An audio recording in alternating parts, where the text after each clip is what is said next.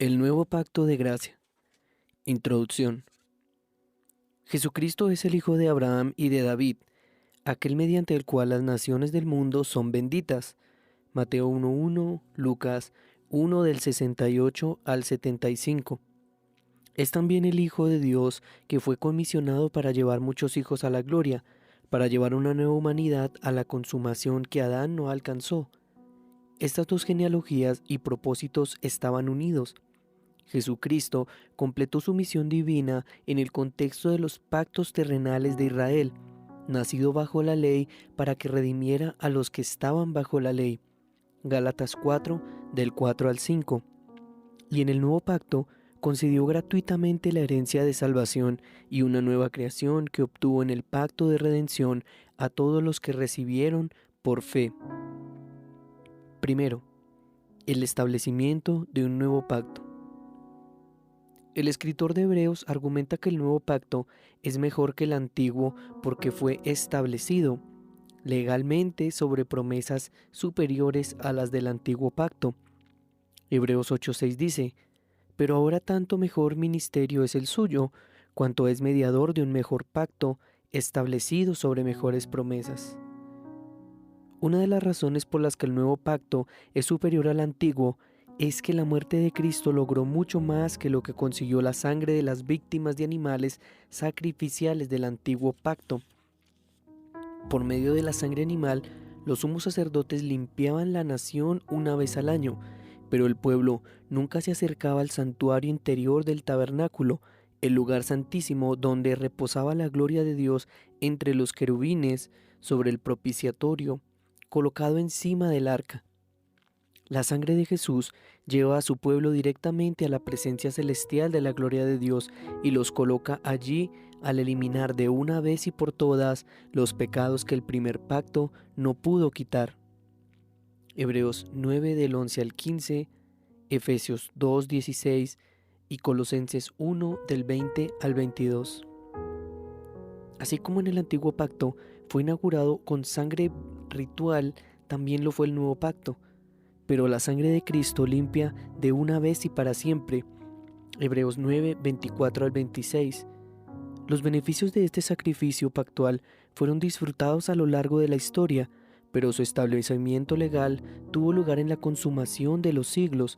Hebreos 9, 25 al 26. La muerte de Cristo establece a su pueblo en el nuevo pacto sobre la base de un sacrificio perfecto y permanente. La plenitud de los beneficios del nuevo pacto se extiende más allá del perdón a una restauración y transformación completas del pecador. 2. Las bendiciones del nuevo pacto. El nuevo pacto, anunciado por Jesucristo en la noche que fue traicionado, es el nuevo pacto de Jeremías capítulo 31, que dice: He aquí vienen días, declara el Señor, en que haré con la casa de Israel y con la casa de Judá un nuevo pacto, no como el pacto que hice con sus padres el día que los tomé de la mano para sacarlos de la tierra de Egipto.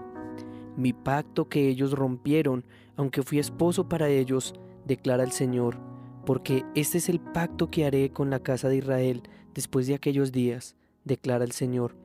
Pondré mi ley dentro de ellos y sobre sus corazones la escribiré, y yo seré su Dios y ellos serán mi pueblo. Y no tendrán que enseñar más cada uno a su prójimo y cada cual a su hermano diciendo: Conoce el Señor, porque todos me conocerán.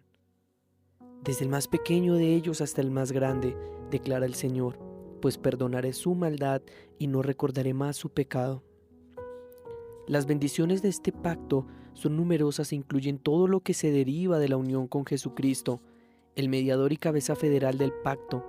Dios declara que en este pacto Él concederá perdón y justicia eternas, justificará a su pueblo y lo salvará de sus pecados. A. Justificación. Por un solo acto de obediencia, Adán trajo la condenación sobre todo su pueblo. Por un solo acto de obediencia, Cristo trajo justificación sobre todo su pueblo. Romanos 5, 17 al 19. Jesús justificó a su pueblo al ofrecerse a sí mismo como sacrificio de ellos para siempre, y la imputación legal de la justicia perfecta de Jesús a su pueblo. Con esta promesa de perdón, Dios por medio de Cristo deshace una de las mayores maldiciones, la condenación en Adán. Desde el momento en que Adán hundió al género humano en pecado y por miles de años después, el mundo anheló el cumplimiento de la promesa que se interpondría enemistad entre la humanidad y Satanás, y que la amistad entre Dios y el hombre sería restaurada. Por fin, en el nuevo pacto, Dios proveyó la base legal para el perdón de los pecados y la reconciliación entre Dios y el hombre. Este perdón es eterno. El escritor de Hebreos declara en Hebreos 10:14 que fue una sola ofrenda de Cristo, la cual perfeccionó a su pueblo para siempre, de una vez y por todas. Y más adelante en el versículo 18, el escritor enseña que el éxito y el carácter definitivo de la ofrenda de Cristo es evidenciado por el hecho de que no hay más ofrendas por el pecado. Como dice el salmista, cuánto está lejos el oriente del occidente, hizo alejar de nosotros nuestras rebeliones. Salmos 103:12. Isaías 53:5 detalla el gran intercambio. El siervo sufre en el pacto, su pueblo es perdonado en el pacto, por sus heridas ellos son sanados. Que el nuevo pacto perdona pecados para siempre es uno de los contrastes fundamentales en este pacto y el antiguo. Esto constituye el argumento central de Hebreos 10 del 1 al 4. Porque la ley, teniendo la sombra de los bienes venideros, no la imagen misma de las cosas, nunca puede, por los mismos sacrificios que se ofrecen continuamente cada año, hacer perfectos a los que se acercan. De otra manera, cesarían de ofrecerse, pues lo que tributan este culto, limpios una vez, no tendrían ya más conciencia de pecado. Pero en estos sacrificios cada año se hace memoria de los pecados, porque la sangre de los toros y de los machos cabríos no puede quitar los pecados. El antiguo pacto tenía un sistema sacrificial que perdonaba pecados en el contexto de Canaán, pero no podía perdonar pecados en la corte del cielo. Purificaba la carne, no la conciencia.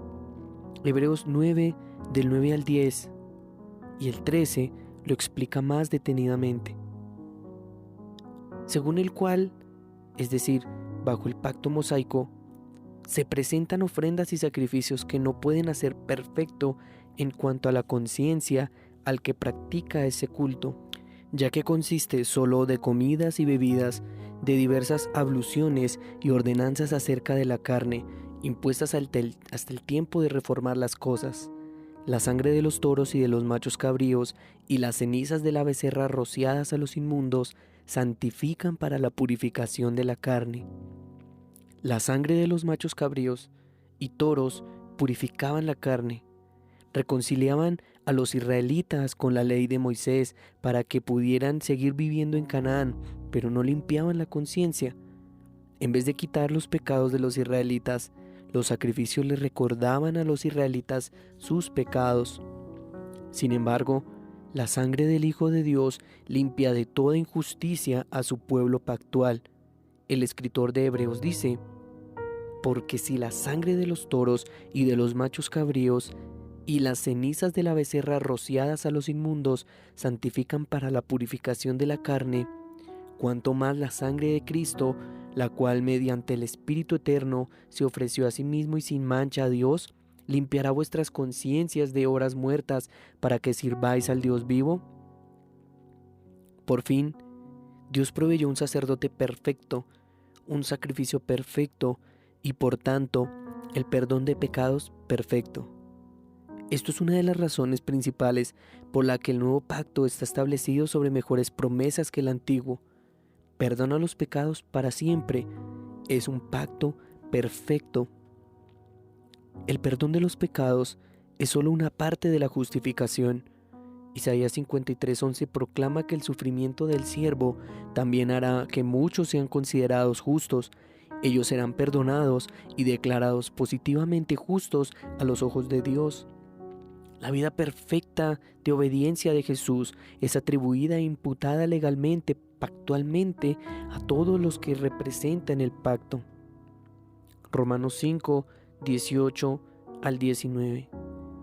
Así que, como por la transgresión de uno vino la condenación a todos los hombres, De la misma manera, por la justicia de uno vino a todos los hombres la justificación de vida, porque así como por la desobediencia de un hombre los muchos fueron constituidos pecadores, así también por la obediencia de uno los muchos serían constituidos justos.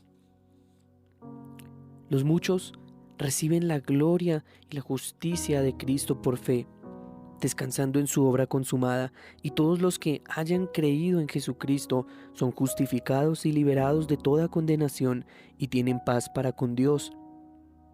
Las Escrituras proclaman alto y claro que la promesa del perdón de pecados del nuevo pacto es recibida completa y gratuitamente por la fe en Jesucristo. Romanos 10 del 9 al 13. Que si confesares con tu boca que Jesús es el Señor y creyeres en tu corazón que Dios le levantó de los muertos, serás salvo. Porque con el corazón se cree para justicia, pero con la boca se confiesa para salvación. Pues la Escritura dice, todo aquel que creyere en Él no será avergonzado, porque no hay diferencia entre judío y griego, pues el mismo que es Señor de todos es rico para con todos los que le invocan, porque todo aquel que invocar el nombre del Señor será salvo. Este era el mensaje de Jesús mismo desde el comienzo de su ministerio. Él clamó, arrepentíos y creed en el Evangelio. Jesús estaba llamando al mundo a arrepentirse y a creer en Él. Estaba proclamando la bendición del nuevo pacto y la forma de recibirlo. B. Regeneración y santificación. El nuevo pacto es mejor que el antiguo, no solo porque promete perdón duradero, perfecto y celestial por medio de la obediencia rendida fuera y aparte del que la recibe, sino también porque promete ejecutar una obra interior de renovación en el pueblo de Dios. Porque este es el pacto que haré con la casa de Israel después de aquellos días, declara el Señor. Pondré mi ley dentro de ellos y sobre sus corazones la escribiré, y yo seré su Dios y ellos serán mi pueblo, y no tendrán que enseñar más a cada uno a su prójimo y cada cual a su hermano, diciendo, conoce al Señor, porque todos me conocerán, desde el más pequeño de ellos hasta el más grande, declara el Señor, pues perdonaré su maldad y no recordaré más su pecado. También Ezequiel 36, del 26 al 27, os daré corazón nuevo y pondré nuevo espíritu dentro de vosotros, y quitaré de vuestra carne el corazón de piedra, y os daré un corazón de carne, y pondré dentro de vosotros mi espíritu, y haré que andéis en mis estatutos, y guardéis mis preceptos, y los pongáis por obra. Los israelitas fueron criticados por la inmundicia de sus corazones, y se les ordenó que los circuncidaran. Deuteronomio 10:16 y Jeremías 4:4. Pero no fueron capaces de hacerlo, y el pacto de ellos no proveía tal bendición.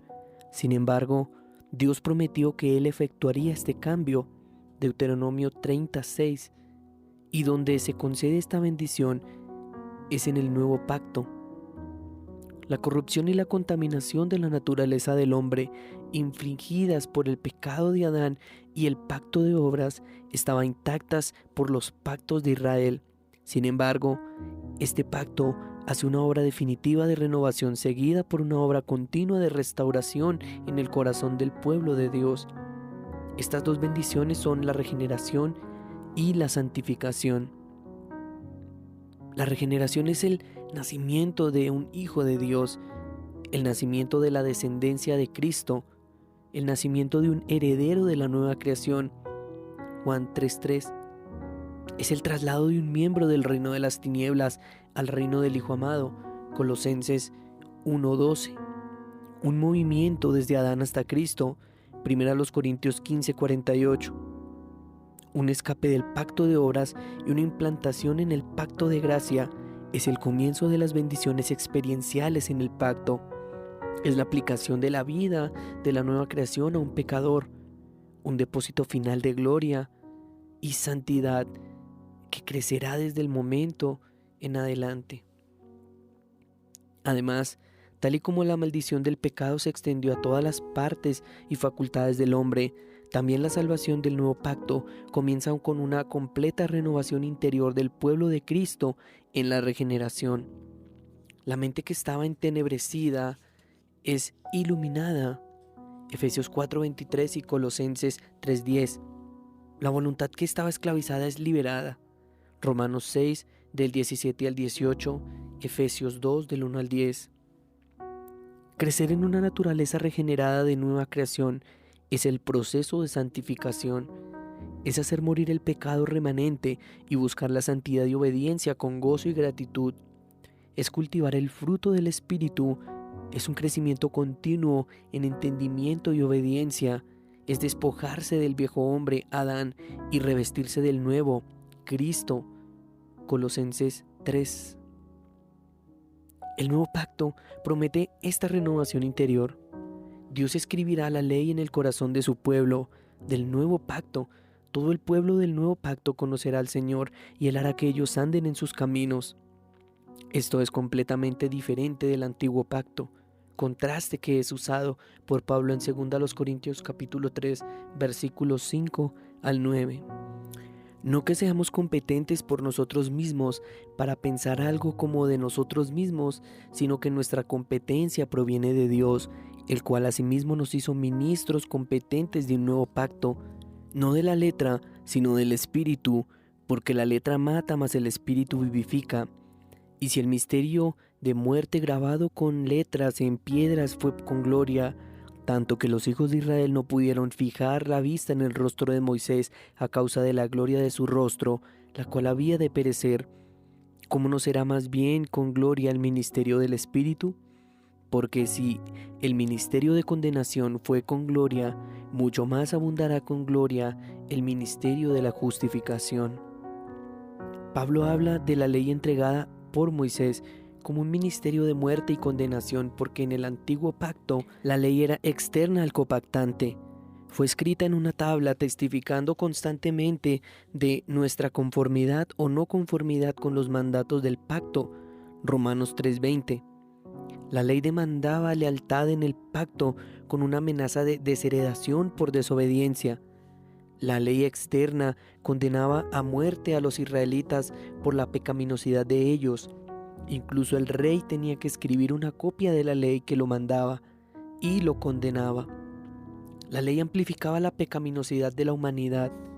Sin embargo, el nuevo pacto pone la ley en los corazones de sus miembros.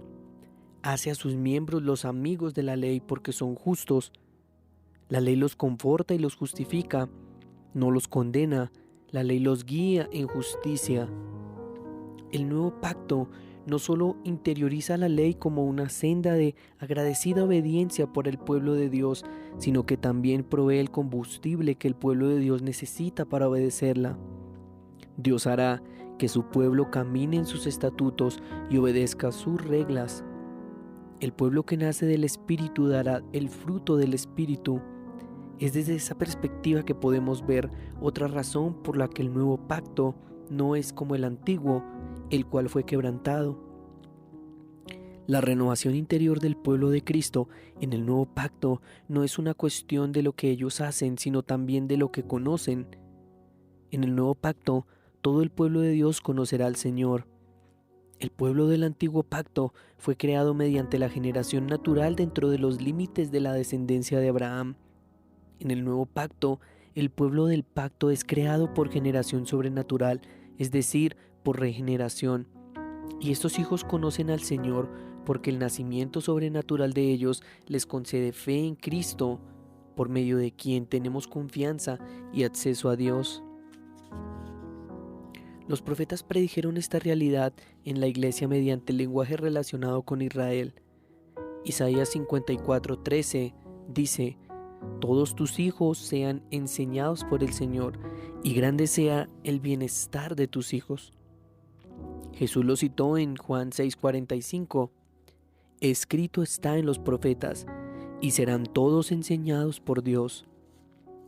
Su aplicación es que aquellos que vienen a Cristo oyen su mensaje y creen en Él.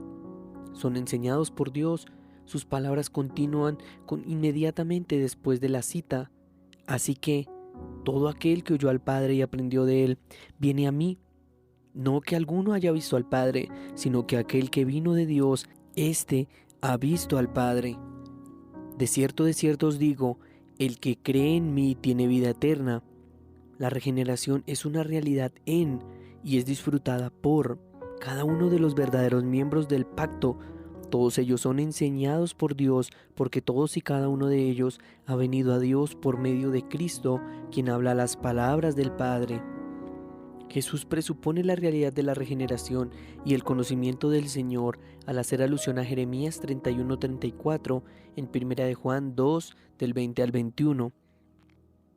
Pero vosotros tenéis la unción del Santo y conocéis todas las cosas. No os he escrito como si ignoraseis la verdad, sino porque la conocéis y porque ninguna mentira procede de la verdad. Juan trata a la iglesia del nuevo pacto como una familia nacida del cielo, algunos de los cuales son cristianos recién nacidos, niños pequeños. Otros están creciendo en la fe, jóvenes, y otros han pasado años en el Señor, padres. A pesar de sus variados niveles de madurez y crecimiento, todos tienen la unción del Santo y conocimiento. Esto es cierto porque en el nuevo pacto todos conocerán al Señor, desde el menor hasta el mayor, y porque esto era cierto, Juan pudo sacar a la luz las pretensiones de los falsos maestros del conocimiento secreto. En el nuevo pacto hay diferencias en la cantidad de conocimiento, pero no en la calidad. El nuevo pacto no concede un conocimiento secreto necesario para la salvación. Hay variados niveles de madurez y entendimiento, pero nadie tiene mayores privilegios que otros. El antiguo pacto era muy diferente. El pueblo del antiguo pacto es descrito en términos generales como de duro corazón, de dura cerviz y malvado. Ver el fruto del Espíritu era la excepción en vez de ser la regla del antiguo pacto. Esto se debe a que el antiguo pacto en sí no concedía el nuevo nacimiento ni proveía la morada interna del Espíritu Santo. El antiguo pacto ordenaba y condenaba por medio de la ley externa, sin ofrecer ayuda alguna para la obediencia. El nuevo pacto reconcilia a su pueblo con la ley, les da una nueva naturaleza y concede el Espíritu Santo para ayudarlos a conocer y obedecer la palabra de Dios. La bendición de la regeneración resalta la completa liberalidad del nuevo pacto. El hombre pecador es justificado por la fe en Cristo según se ofrece en el nuevo pacto, pero él no tiene fe salvadora por naturaleza. Su mente y voluntad están corrompidas, restringiendo Romanos 1:18, la verdad y deleitándose en el pecado. De este modo, el hombre no puede armarse de fe en Cristo para ser justificado en él. En la regeneración, Dios actúa poderosamente para cambiar la naturaleza del pueblo pactual de Cristo, concediéndoles fe para creer en Cristo. Las Escrituras enseñan que este nuevo nacimiento o regeneración ocurre ordinariamente por medio de la predicación del Evangelio, que es la publicación del nuevo pacto, Romanos 10:17, Santiago 1:18 y 1 de Pedro 1:23.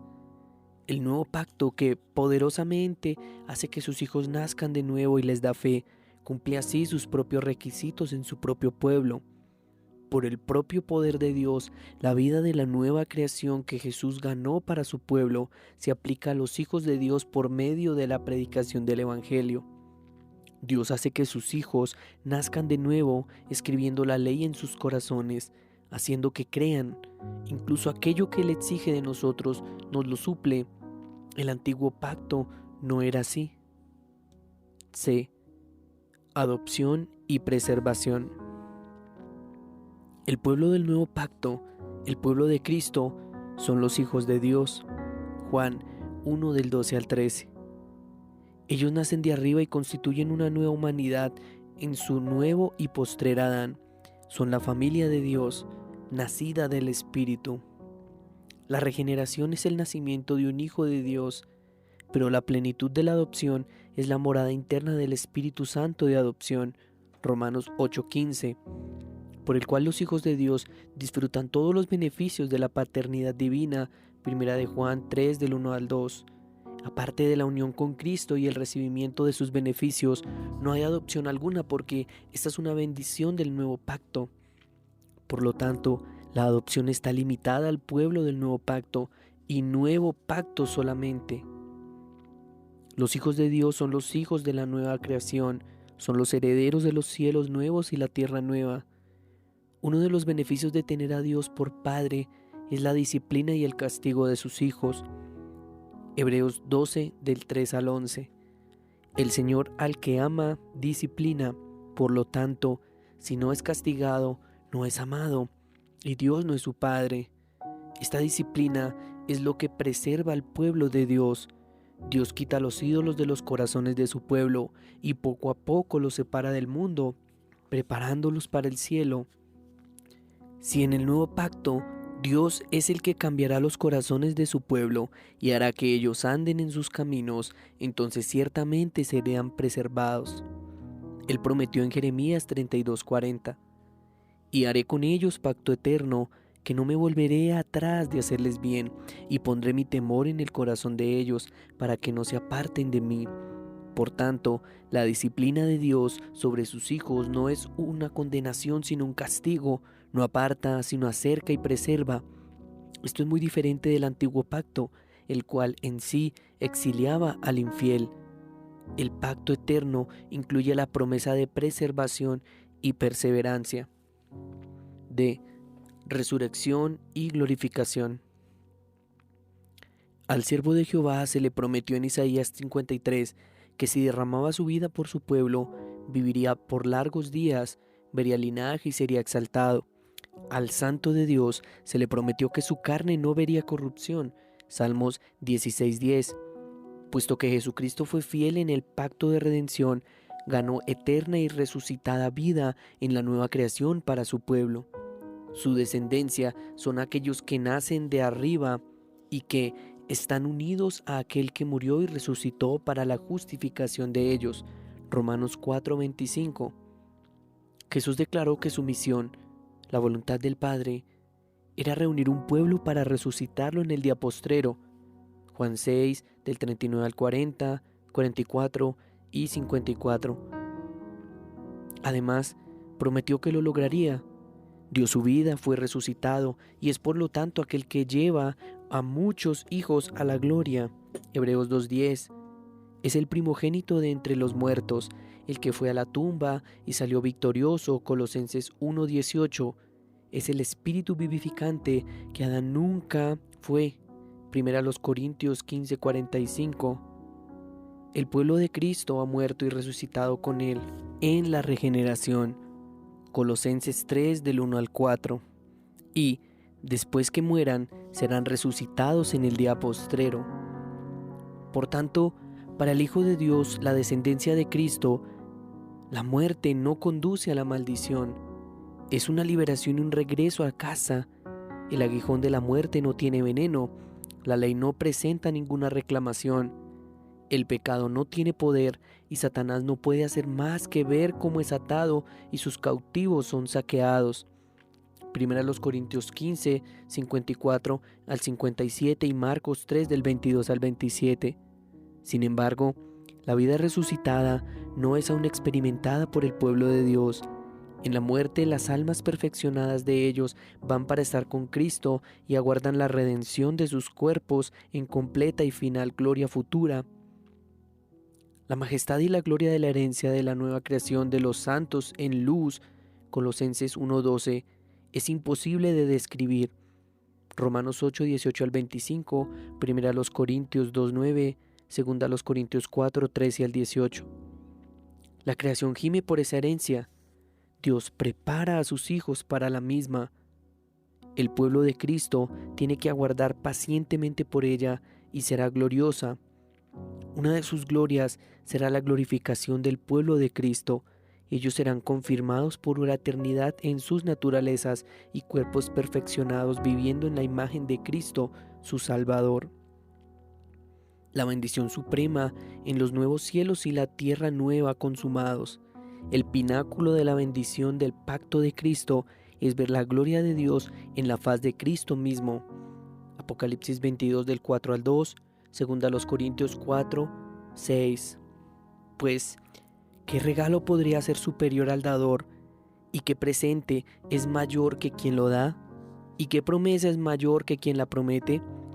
¿Y qué satisfacción hay en cualquier cosa creada que pueda rivalizar o reemplazar la bendición suprema de estar en la presencia de su Creador? Salmo 73, 23 al 28. Como dice el salmista, en tu presencia hay plenitud de gozo, delicias a tu diestra para siempre. Salmos 16, 11. 3. El fundamento del nuevo pacto. El pacto de redención es el fundamento del nuevo pacto. El pacto de redención fue un pacto de obras del Padre para el Hijo. El Hijo tenía una misión, una obra que terminar, con una recompensa que dependía de la condición de su obediencia. Jesús cumplió dispuesta y perfectamente ese pacto de obras. Él mismo dijo que estaba consumado. El nuevo pacto de gracia medía las bendiciones obtenidas en el pacto de redención. En otras palabras, el nuevo pacto es el pacto de redención cumplido, mediado para quienes el Hijo fue nombrado cabeza en el pacto de redención. El nuevo pacto es Dios Padre pactando con pecadores el perdón de pecados y la nueva vida eterna, basado en la fe en Dios Hijo, por medio de quien reciben todos los beneficios. La eterna vida resucitada de la nueva creación que Jesús obtuvo cuando guardó el pacto de redención es ofrecida en Cristo al mundo por el Padre. El nuevo pacto es un pacto de obras ya guardado y mediado para el mundo. El antiguo pacto anhelaba la finalización y el cumplimiento, anhelaba fidelidad. El nuevo es un pacto ya finalizado, guardado y entregado al pueblo de Cristo. Jesús es el mediador de un mejor pacto establecido sobre mejores promesas. El Nuevo Testamento regularmente conecta las ideas de herencia y pacto de una forma que indica que Cristo media para su pueblo aquello que le pertenece a Él o lo que obtuvo del Padre. Efesios 1:11 dice que Cristo es en Él asimismo tuvimos herencia, habiendo sido predestinados conforme al propósito del que hace todas las cosas según el designio de su voluntad. Además, Hebreos 9:15 enseña que Jesús es mediador de un nuevo pacto para que los llamados reciban la promesa de la herencia eterna. Por medio de Cristo, en el nuevo pacto, la herencia eterna obtenida en el pacto de redención es mediada para el mundo.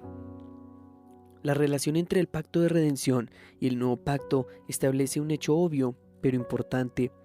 Jesucristo es la cabeza federal del nuevo pacto. Esto es así porque Él fue nombrado cabeza federal en el pacto de redención, particularmente como sacerdote. Lo que obtuvo Cristo en virtud de su obediencia en el pacto de redención tiene consecuencias sobre todos los que Él representa, a saber, su pueblo elegido. En el nuevo pacto, Dios Padre pacta con los elegidos por medio de su Hijo. A partir de la unión con Cristo, la cabeza federal del nuevo pacto de gracia, no hay participación alguna en las bendiciones y beneficios del pacto de Cristo. Pablo dice bien claro que, si alguno no tiene el Espíritu de Cristo, no es de él. Romanos 8:9. Esto es consistente con todos los demás casos de cabezaduría federal en los pactos de la Escritura.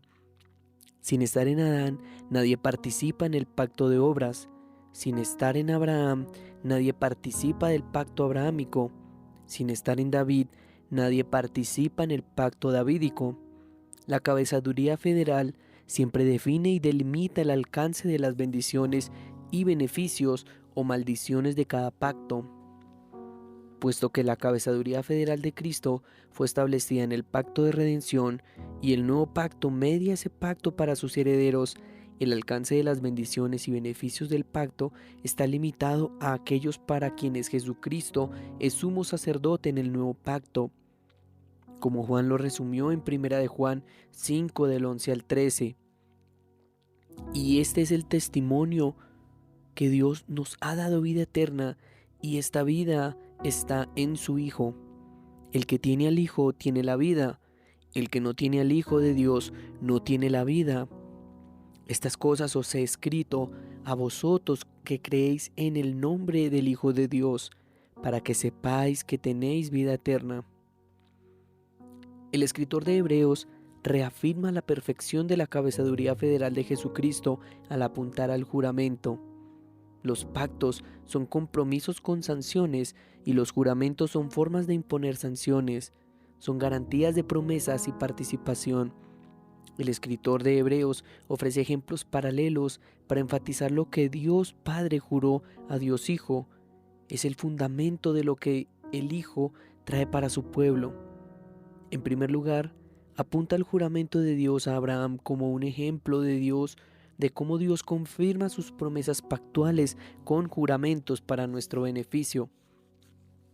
Hebreos 6, 13 al 16 dice: porque cuando Dios hizo la promesa a Abraham, no pudiendo jurar por otro mayor, juró por sí mismo, diciendo: de cierto bendeciré con abundancia y te multiplicaré grandemente.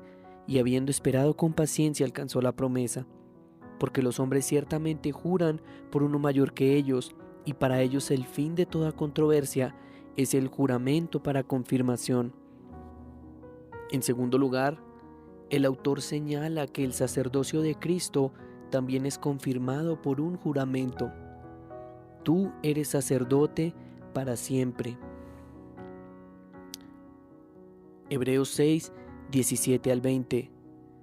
Por lo cual, queriendo Dios mostrar más abundantemente a los herederos de la promesa la inmutabilidad de su consejo, interpuso juramento, para que por dos cosas inmutables en las cuales es imposible que Dios mienta, tengamos un fortísimo consuelo los que hemos acudido para asirnos de la esperanza puesta delante de nosotros, la cual tenemos como segura y firme ancla del alma y que penetra hasta dentro del velo, donde Jesús entró por nosotros como precursor, hecho como sumo sacerdote para siempre según el orden de Melquisedec.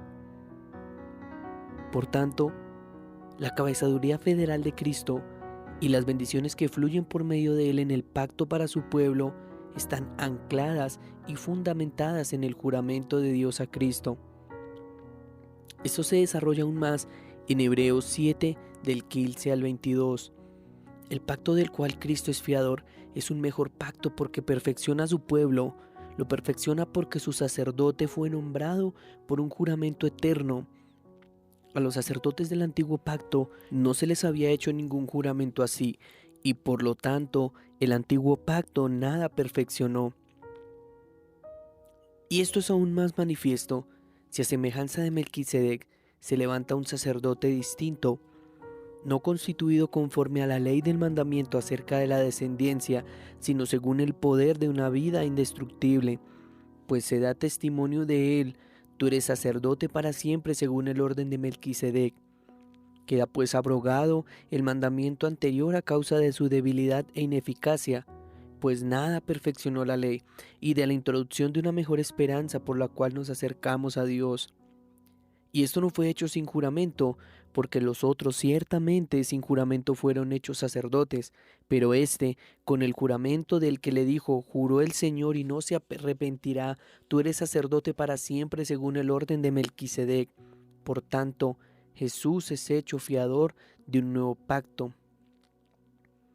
Por lo tanto, en el contexto de Hebreos, dudar o rechazar el sacerdocio y el sacrificio de Cristo y volver a los sacerdotes levíticos y sacrificios de animales es rechazar el sacerdocio de Cristo y cuestionar el juramento que el Padre hizo al Hijo.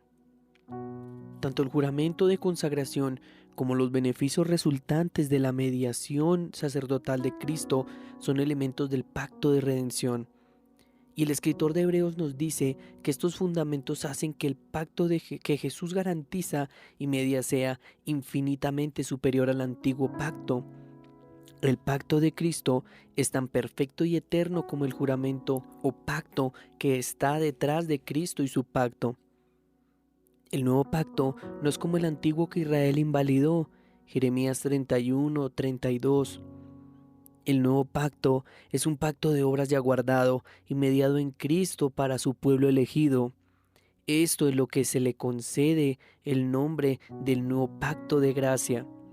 Sus bendiciones son conferidas gratuita y completamente a su pueblo, sin ningún mérito u obra de parte de ellos. El cumplimiento garantizado de la entrega de estas bendiciones descansa únicamente en el prometedor, Dios. Las bendiciones han sido obtenidas definitivamente y son definitivamente distribuidas. Imaginemos el siguiente cuadro, con los títulos materia, restipulación, sanción y forma.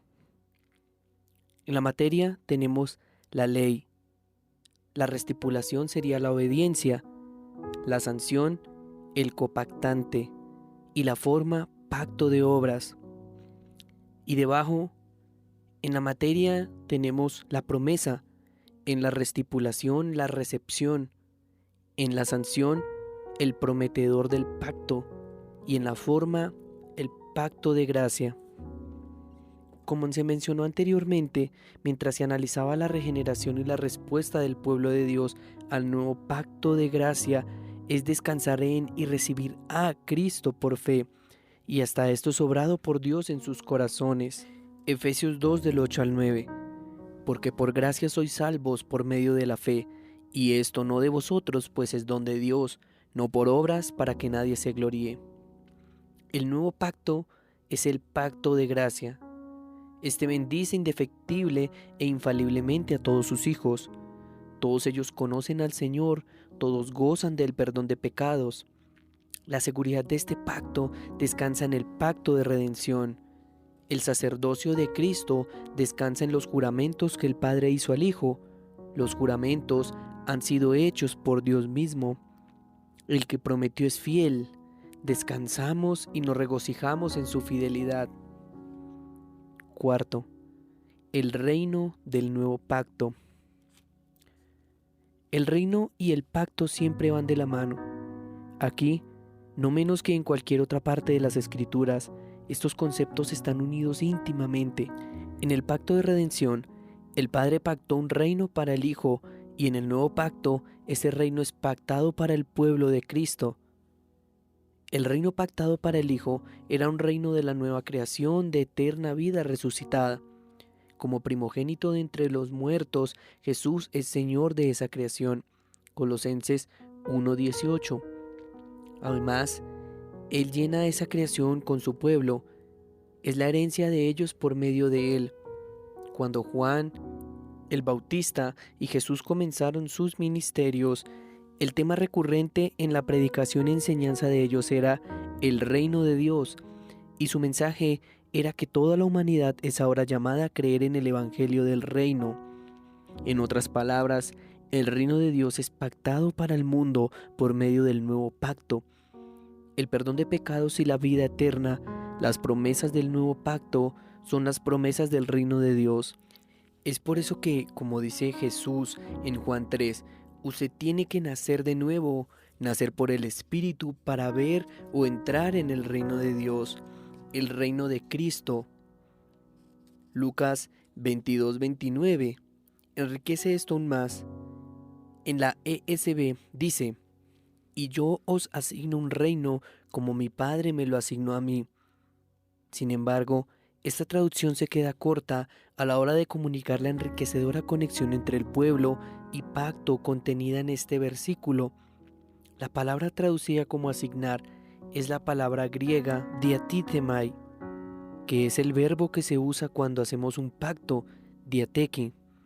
Así que, aunque asignar, comprometer o designar son traducciones posibles, el contexto pactual de este pasaje, a saber el anuncio del nuevo pacto del Mesías, justifica la traducción de las palabras de nuestro Señor como y yo pacto un reino para ustedes como mi Padre pactó uno para mí.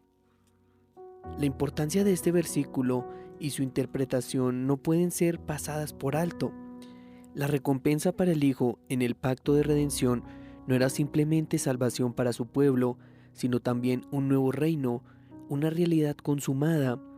Este reino fue pactado para Cristo por el Padre, y Cristo lo media para su pueblo por vía pactual. El reino de Dios es la herencia pactual de los hijos de Cristo y llega a ellos por medio de Él, por vía pactual, el nuevo pacto.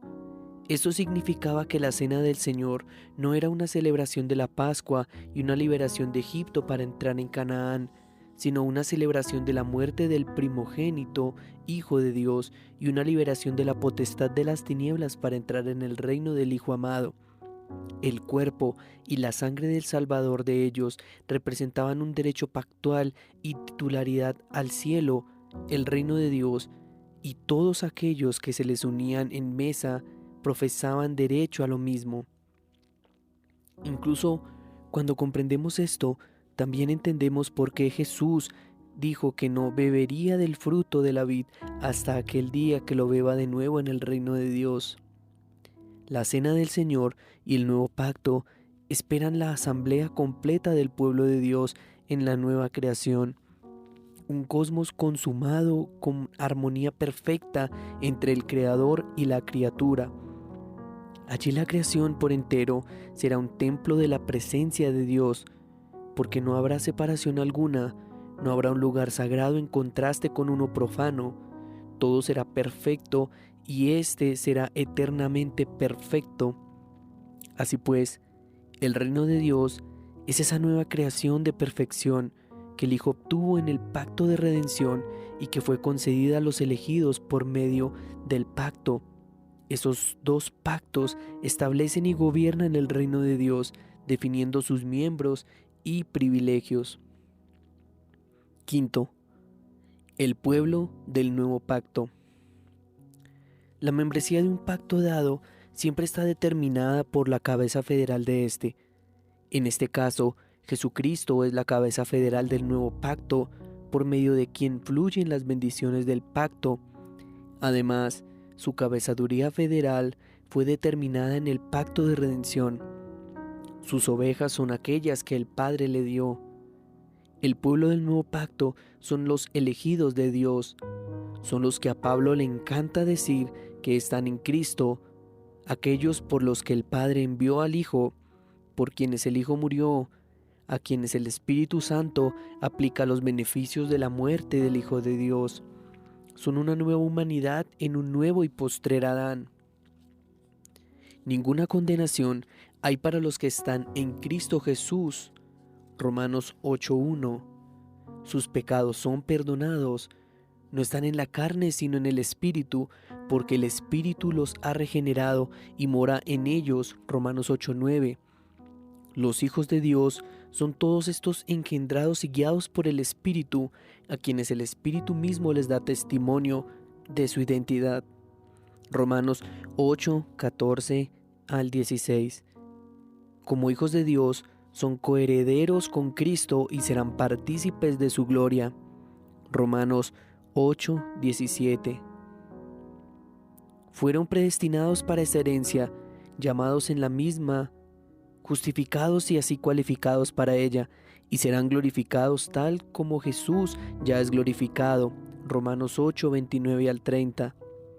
Dios dará a sus hijos todas las cosas que fueron dadas al Hijo. Romanos 8:31. Nadie puede acusar o condenar a los hijos de Dios, ni los puede separar del amor de Dios que es en Cristo Jesús Señor nuestro. Romanos 8 del 33 al 39. Estos son quienes dan gracias al Padre que los hizo aptos para participar en la herencia de los santos en la luz, al librarlos de la potestad de las tinieblas y trasladarlos al reino de su amado Hijo, en quien tienen redención por su sangre, el perdón de pecados. Colosenses 1, 12 al 14. Por lo tanto, la membresía en el nuevo pacto se define y delinea exclusivamente por la relación con la cabeza federal del pacto, Jesucristo. Como Romanos 8:9 declara, y si alguno no tiene el Espíritu de Cristo, no es de él. Conclusión. El nuevo pacto de gracia, establecido en la sangre de Cristo, fundado en el pacto de redención y predicado al mundo en el Evangelio, es el plan maestro de Dios. Es salvación gratuita al mundo por medio del Mesías judío. el Cristo de Israel. Revierte completamente la corrupción y condenación del pacto de obras y provee eterna vida de gloria en perfecta comunión con Dios.